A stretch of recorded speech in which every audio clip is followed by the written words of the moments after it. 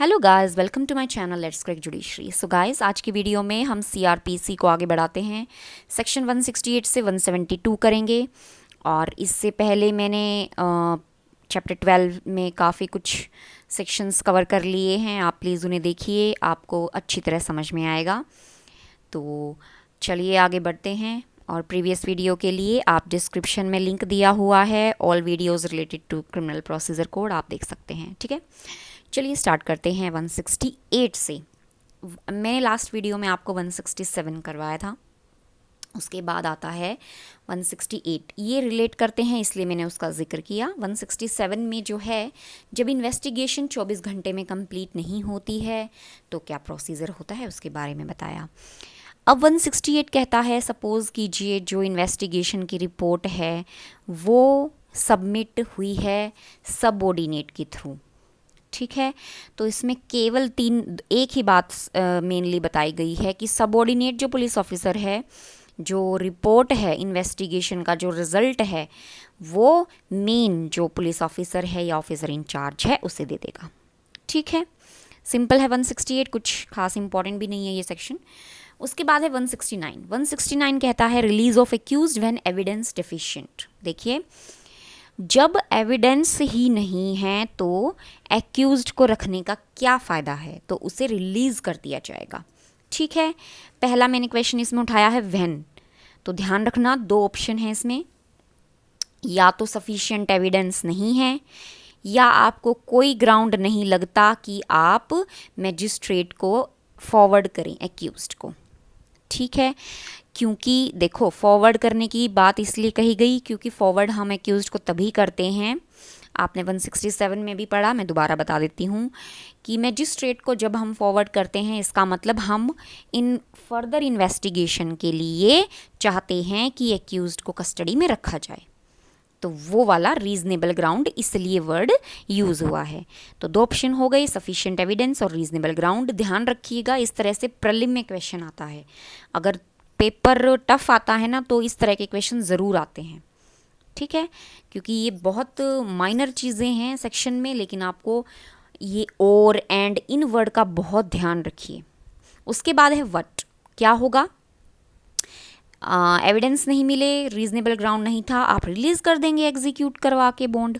ठीक है, बिना श्योरिटी के भी हो सकता है, और श्योरिटी वो तो पुलिस ऑफिसर देखेगा। ठीक है, तो रिलीज़, ये देखना पुलिस ऑफिसर ही के पास ही पावर है इसके अंदर, लेकिन मैजिस्ट्रेट के पास भी हो सकती है अगर आवश्यकता लगती है। नेक्स्ट ही पॉइंट मैंने उठाया अथॉरिटी, ये सारा बेरेक में दिया हुआ है, बस मैंने बाइफ्रिकेट किया, इस तरह से समझना थोड़ा इजी हो जाता है, क्योंकि बेरेक पढ़ते हैं तो हम थोड़ा सा कंफ्यूज हो जाते हैं कि क्या पढ़ा था, लेकिन इस तरह से आप नोट्स बनाएं तो थोड़ा सा ईजी हो जाता है। तो अथॉरिटी किसके पास है, पुलिस ऑफिसर के पास भी, और मैजिस्ट्रेट के पास अगर ज़रूरत आपको लगता है तो वहाँ भी आप बॉन्ड एग्जीक्यूट करवा के उसे छोड़ सकते हैं। कौन सा मैजिस्ट्रेट होगा, जो कॉग्निजेंस लेने की एम्पावर्ड है उसको। ठीक है, इजी है। उसके बाद है सेक्शन 170। तो 170 थोड़ा सा ध्यान से पढ़िएगा। Cases to be send to magistrate, अब एविडेंस पूरे हो गए हैं, सफिशिएंट हैं, अब आप भेजते हो किसके पास, मैजिस्ट्रेट के पास। तो पहला जो सबसेक्शन है वो यही बात करता है कि इन्वेस्टिगेशन के बाद अगर लगता है ऑफिसर इंचार्ज को कि सफिशिएंट एविडेंस हैं और रीजनेबल ग्राउंड है, ऊपर मैंने आपको बताया रीजनेबल ग्राउंड क्या। ठीक है, तो यही दो चीज़ें, सफिशिएंट ग्राउंड और एविडेंस हैं, तो क्या प्रोसीजर है। 169 का बिल्कुल उल्टा है ये। तो such officer shall forward the accused under custody to a magistrate empowered to take cognizance. अब देखो यहाँ पे फॉरवर्ड कर देगा एक्यूज्ड किसको, मैजिस्ट्रेट को, जो एम्पावर्ड है कॉग्निजेंस लेने के। दूसरी चीज़ देखो, ऑफेंस अगर बेलेबल है तो खुद भी ले सकता है, टेक सिक्योरिटी फॉर अपीयरेंस। और यूज है बेर एक्ट में 170 का फर्स्ट सबसेक्शन है, और यूज है, अंडरलाइन कर लेना, बहुत इंपॉर्टेंट है, मार्क ऐसे सर्कल बना लेना ताकि आपको डिफ्रेंशिएट हो जाए कि पहले वाली बात का क्या मतलब है और दूसरी। दो चीज़ें बता दी, सफिशिएंट ग्राउंड लगते हैं इन्वेस्टिगेशन में, तो पुलिस ऑफिसर क्या करेगा, फॉरवर्ड कर देगा एक्यूज्ड को कि कॉग्निजेंस जो ले सकता है उस मजिस्ट्रेट को, या और if the offence is bailable and the accused is able to give security, उससे सिक्योरिटी ले लेगा, और बेलेबल है तो बेल पे भी छोड़ सकता है, ठीक है। और उसकी जो अपीयरेंस है वो जैसे सिक्योरिटी लेके, और अगर उसकी अपीयरेंस है बिफोर द मजिस्ट्रेट तो फिक्स, जो मजिस्ट्रेट फिक्स करेगा, यानी कि सिक्योरिटी तो वो खुद ले ले, और मजिस्ट्रेट जो डे फिक्स करेगा वहाँ पे आपको अटेंडेंस उसको पर्सन को देनी पड़ेगी from day to day before the magistrate, ठीक है। तो ये दो पावर हैं पुलिस ऑफिसर के पास, एक तो फॉरवर्ड करने की, और बेलेबल है तो वहाँ पे क्या, सिक्योरिटी लेने की। सिक्योरिटी किस चीज़ की, कि वो जब भी मजिस्ट्रेट बुलाएगा, डे फिक्स करेगा, उस दिन आपको आना होगा, इस चीज़ की सिक्योरिटी, ठीक है। तो ये पावर किसकी है, पुलिस ऑफिसर की, ओके। उसके बाद देखिए सेकंड पॉइंट है, सेकंड सब सेक्शन है, सॉरी, सेकंड सब सेक्शन देखिए क्या कह रहा है। जब ऑफिसर इंचार्ज फर्स्ट में क्या किया, फॉरवर्ड किया या सिक्योरिटी ली, दो चीज़। अब थोड़ा सा ध्यान दीजिएगा, सेक्शन आप एक बार पढ़ लीजिएगा, थोड़ा सा कन्फ्यूजन होती है यहाँ पे, लेकिन मैं आपको इजी वे में बताती हूँ कैसे इसको आपको समझना है। ऑफिसर इंचार्ज ने पहले में क्या किया, मैंने आपको बताया, फॉरवर्ड किया या सिक्योरिटी ली, किस चीज़ की, कि मजिस्ट्रेट जब भी डे फिक्स करे बुलाए आप आ जाना। अब देखो सेकंड सबसेक्शन में एक और पावर है कि आपको बहुत ज़रूरी लगता है कि कोई वेपन या आर्टिकल जो है मैजिस्ट्रेट के पास सेंड करना है। ध्यान रखना, इन्वेस्टिगेशन में अगर पूछ लें कि कहाँ पे आर्टिकल, वेपन या जो पर्सन है उसे बुलाने का हक कहाँ पे मिलता है, मार्क कर लेना 170 के 2 में, क्योंकि ये चीज़ें कहाँ होती हैं, इंक्वायरी या ट्रायल में। आप आगे पढ़ेंगे, मैं आपको अच्छी तरह बताऊंगी इंक्वायरी ट्रायल का। इंक्वायरी ट्रायल में ये जो है पावर होती हैं, मैजिस्ट्रेट बुलाता है, एविडेंस लाइए, ऑब्वियस सी बात है कोर्ट में होती हैं चीज़ें पेश, लेकिन नेसेसरी टू प्रोड्यूस बहुत ज़रूरी लगता है जहाँ पे, वहाँ पे वेपन या दूसरे आर्टिकल हैं, वो पुलिस ऑफिसर किसको सेंड करेगा, मैजिस्ट्रेट को। कहाँ मिले, इन्वेस्टिगेशन के दौरान। इन्वेस्टिगेशन के दौरान आपको जो भी वेपन या अदर आर्टिकल मिले वो आप कहाँ भेजोगे, मैजिस्ट्रेट के पास। क्यों, क्योंकि बहुत ज़रूरी था, नेसेसरी टू प्रोड्यूस कंडीशन थी, ठीक है। और दूसरी चीज़ क्या कह रहा है देखो, कंप्लेनेंट या फिर दूसरा पर्सन जो है वो भी बॉन्ड पे बुलाए जा सकते हैं। टू एग्जीक्यूट अ बॉन्ड, की एग्जीक्यूट करवाओगे आप बॉन्ड की आप मजिस्ट्रेट के सामने आके एविडेंस दें। नेसेसरी टू, वही कंडीशन नेसेसरी है, बहुत ज़रूरी है, इसलिए ये जो एग्जीक्यूट बॉन्ड है थोड़ा सा ध्यान रखिएगा, 171 में ये यूज़ हो रहा है और इसी के थर्ड में भी होगा, इसीलिए मैं एम्फेसाइज कर रही हूँ इस चीज़ को, 2-3 बार बोला है मैंने, ठीक है। आपको लगता है कि कोई कंप्लेनेंट या दूसरा विटनेस या कोई पर्सन ज़रूरी है, उसकी गवाही लेना, तो आप बॉन्ड एग्जीक्यूट करवा के कि भैया आप मैजिस्ट्रेट के सामने आएँ और अपनी गवाही दे दें, ठीक है। तो ये बॉन्ड एग्जीक्यूट करवा लेंगे, क्यों, नेसेसरी था अपीयर होना, तो वो एविडेंस देंगे इन matter of charge against the accused, simple है।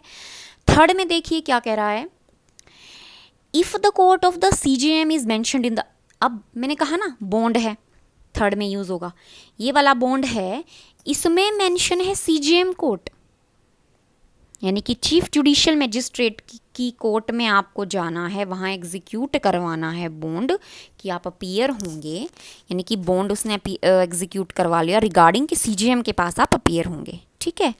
उसमें वो कोर्ट भी शामिल होंगी जहाँ CJM का जो मैजिस्ट्रेट है वो इंक्वायरी या ट्रायल के लिए आगे किसी कोर्ट को भेजता है।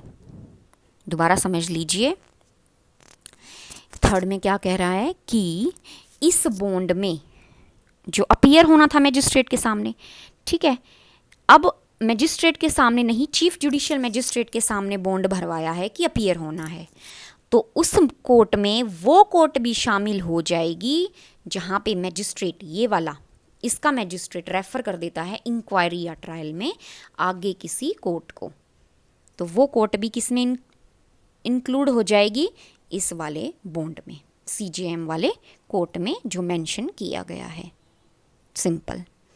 प्रोवाइडेड आपको रीजनेबल नोटिस देना पड़ेगा कि आपको कहाँ कहाँ पे अपीयर होना है, किस कोर्ट के सामने। तो ये कंप्लेनेंट और जो भी पर्सन विटनेस होगा, ठीक है, उनको। उसके बाद है फोर्थ लास्ट इसका सबसेक्शन है, जो बॉन्ड होगा वो ऑफिसर की प्रेजेंस में भरवाया जाएगा। उसकी कॉपी जिसने एग्जीक्यूट बॉन्ड किया है, यानी कि ये वाले जो पर्सन हैं, ये वाले, इनको एक कॉपी दी जाएगी, और ओरिजिनल जो है वो बॉन्ड वो किसे दिया जाएगा, मजिस्ट्रेट को। सिंपल। एक डिलीवर वाली चीज़ बताई जाती है कि कॉपी दी जाएगी उस पर्सन को जिसने एग्जीक्यूट किया है, और मजिस्ट्रेट जो ओरिजिनल, उसको बॉन्ड दे दिया जाएगा। सिंपल है, ठीक है। 171। अब complainant and witness is not to be required to accompany police officer and not to be subject to restraint. 3 बातें हैं इसमें, देखो। कंप्लेनेंट या विटनेस और विटनेस, सॉरी, या नहीं, कंप्लेनेंट और विटनेसेस जो हैं उनको, उनके साथ कोई भी पुलिस ऑफिसर अकम्पनी नहीं करेगा जब तक उनका खुद का बॉन्ड नहीं होता। पहली चीज़, पहली 171 में ये लिखा हुआ है कि नो कंप्लेनेंट और witness on his way to court. जब वो कोर्ट जा रहे हैं, अब कंप्लेनेंट विटनेस घर से निकल चुके हैं और कोर्ट जा रहे हैं, तो वहाँ पे पुलिस ऑफिसर कंपनी नहीं करेगा। उनको कोई अननेसेसरी रिस्ट्रेंट या असुविधा नहीं होनी चाहिए। लॉजिक समझिए, अगर ऐसी असुविधा या आप पुलिस साथ जाने लगी तो समाज में क्या सोचा जाएगा कि अगर वो गाड़ी में जा रहा है, मान लो पुलिस के साथ जा रहा है, पुलिस उसके साथ उसको कोर्ट लेके जाती है, तो आसपास के लोग कुछ गलत मतलब ना निकाल लें। इससे होगा क्या, जो विटनेस हैं, कंप्लेनेंट हैं, उनको असुविधा हुई कि क्योंकि उन्हें नहीं पता ना कि वो गवाही देने जा रहे हैं या कोर्ट में कुछ उन्हें पता है वो बताने जा रहे हैं। उन्हें तो लगेगा कि अरे इन्हें पकड़ के लेके जा रही हैं, इसीलिए वो लोग बचेंगे गवाही देने से। इसीलिए इनके फेवर में हमेशा हर सेक्शन का लॉजिक और ऑब्जेक्ट समझिए, आपको पूरा सेक्शन समझ में आएगा कि क्यों कह रहा है ये। इसी चीज़ को अवॉइड करने के लिए ये बेयर एक्ट में लिखा गया कि अननेसेसरी रिस्ट्रेंट या इनकन्वीनियंस उन्हें नहीं होनी चाहिए, क्योंकि ऐसा होगा तो पर्सन आएंगे, गवाही देंगे अपनी, ठीक है। और ये गवाही तो ट्रायल वाली भी नहीं है, ये तो आपको मैजिस्ट्रेट के सामने वैसे देनी है, ठीक है। तो इसीलिए वहाँ पे अकम्पनी नहीं करेंगे। किस केस में कर सकते हैं, जब खुद का बॉन्ड होगा, own other than his own bond लिखा हुआ है, इसलिए एक्सेप्शन में अलग निकाल दिया है। आगे है प्रोवाइडेड। प्रोवाइडेड कहता है कि मान लो कंप्लेनेंट और विटनेस मना कर देते हैं, भैया 170 में, मैंने आपको इसलिए बताया था 170 का जो 2 है उसमें जो एग्जीक्यूट बॉन्ड है, वहाँ पे मना कर देते हैं, भैया हम तो नहीं आते, तो उस केस में फिर आपको डिटेन भी कर लिया जा सकता है। किसे, जो कंप्लेनेंट और विटनेसेस हैं। कौन कर सकता है, ऑफिसर इंचार्ज उनको डिटेन कर लेगा। किसके पास फॉरवर्ड करेगा, पहले मैजिस्ट्रेट के पास, जो उन्हें बताएगा कि किस कस्टडी में रखा जाए और कब तक। 2 कंडीशन हैं, जब तक एग्जीक्यूट आप बॉन्ड नहीं करते या केस जो है कंप्लीट नहीं होता, ठीक है। हियरिंग जो है केस की कंप्लीट नहीं होती, ओके। 172 इंपॉर्टेंट मार्क कर लेना, मेंस लिख लेना। मेंस का क्वेश्चन आ जाता है कि मान लो 2 नंबर में पूछ लें कि केस डायरी बताओ कहाँ डिफाइन है या उसके बारे में कुछ एक्सप्लेन करो। तो 172 के आगे ये रोज नामचा जो हम सुनते हैं, ये वो है, डेली डायरी होती है। केस डायरी आप 172 के सामने लिख लें, बेयर एक्ट में केस डायरी, क्योंकि मेंस का क्वेश्चन आता है, फिर आप सोचोगे कि केस डायरी तो कहीं पढ़ा ही नहीं, तो इसीलिए केस डायरी हम 172 में पढ़ते हैं। मेंस का क्वेश्चन उठाऊंगी तब आपको बता दूंगी कैसे इस पे लिखना है। 2, 5, 10 जितना भी बनेगा, 10 नंबर तक का तो मैं लिखवाई दूंगी इसमें। तो अभी इसको समझते हैं। केस डायरी लिख लिया आपने। उसके बाद है 3 इसमें सबसेक्शन है। पहला देखो क्या कहता है, पुलिस ऑफिसर जो है, जो भी इन्वेस्टिगेशन के दौरान प्रोसीडिंग करता है और वो जिस टाइम पे इन्वेस्टिगेशन स्टार्ट की उसने, क्लोज़ की, यहाँ गया, उस जगह पे गया, इनकी प्लेस जो उसने विज़िट किए, किसी जो इन्वेस्टिगेशन के दौरान था आपने किसी पर्सन की स्टेटमेंट रिकॉर्ड किए, वो सभी उस डायरी में होंगे। तो फर्स्ट जो है सबसेक्शन कहता है कि डायरी में क्या होगा। 1A इसलिए लिखा है, 1A बाद में ऐड किया है, नोट कर लेना 1A 1B के आगे 2009। वैसे बेरेक में नीचे दिया हुआ होता है, लेकिन अगर आप बेरेक में आगे लिखते हैं तो आपने तो लिख के याद कर लिया, ऊपर से आप जब भी इसको रीड करेंगे आपको दोबारा दिमाग में आएगा कि हाँ 2009 में ये ऐड किया गया है। डायरेक्ट क्वेश्चन आ जाते हैं 1A 1B कब ऐड हुआ, तो आपको पता होना चाहिए। 1A हुआ 2009 में और 1B भी 2009 में। ओके, तो 1A में कहता है जो 161 में स्टेटमेंट हम पीछे पढ़ के आए हैं, 161 में जो स्टेटमेंट्स हैं वो भी जो ये केस डायरी की बात कर रहे हैं इसमें लिखी जाएंगी। और 1B में कहते हैं वॉल्यूम एंड ड्यूली पैजिनेटेड, इसका मतलब लिख लेना नंबरिंग वहाँ पे दी जाएगी। ओके, सेकंड सबसेक्शन देखो क्या कह रहा है, क्रिमिनल कोर्ट जो है वो सेंड कर सकता है पुलिस डायरी इंक्वायरी या ट्रायल में, और यूज़ कर सकता है उस डायरी को। कौन? Criminal court. एविडेंस के तौर पे नहीं करेगा, सहायता के लिए करेगा, but to aid. Diary will used in inquiry और trial by court, criminal court, not as evidence but to aid. Okay, और लास्ट इसका सबसेक्शन है एक्यूज्ड या एजेंट्स हैं वो डायरी का उपयोग नहीं करेंगे, they will not use diaries because they are referred by court. अगर कोर्ट उनको रेफर कर रहा है, ठीक है, तो वहाँ पे भी वो यूज़ नहीं कर सकते। वो यूज़ कर सकते हैं कब? जब पुलिस ऑफिसर कब करेगा? रिफ्रेश करने के लिए मेमोरी। मान लो पुलिस ऑफिसर को कोर्ट में बुला लिया और अब वो कहता है, उसे याद तो एक एक चीज़ होगी नहीं इन्वेस्टिगेशन में क्या क्या था, तो वो उस चीज़ के लिए बुला सकता है डायरी को कि मुझे एक बार डायरी दिखा दीजिए, मैंने उसमें लिखा हुआ है कि केस डायरी में कैसे कैसे बयान वगैरह और जो एविडेंस लिए गए थे। तो वहाँ पे या कोर्ट जो है यूज़ करता है for contradicting such police officer. अब पुलिस ऑफिसर ने सपोज डायरी में देख लिया, कोर्ट उसको कॉन्ट्राडिक्ट करती है, यूज़ है ना इसमें बेरेक में। और if the court uses them for the purpose of contradicting such A police officer, तो वहाँ पे 161 145 ऑफ इंडियन एविडेंस अप्लाई हो जाएगा। इंडियन एविडेंस करेंगे तो दोनों ही इंपॉर्टेंट सेक्शन हैं, तब मैं दोबारा एक्सप्लेन कर दूँगी।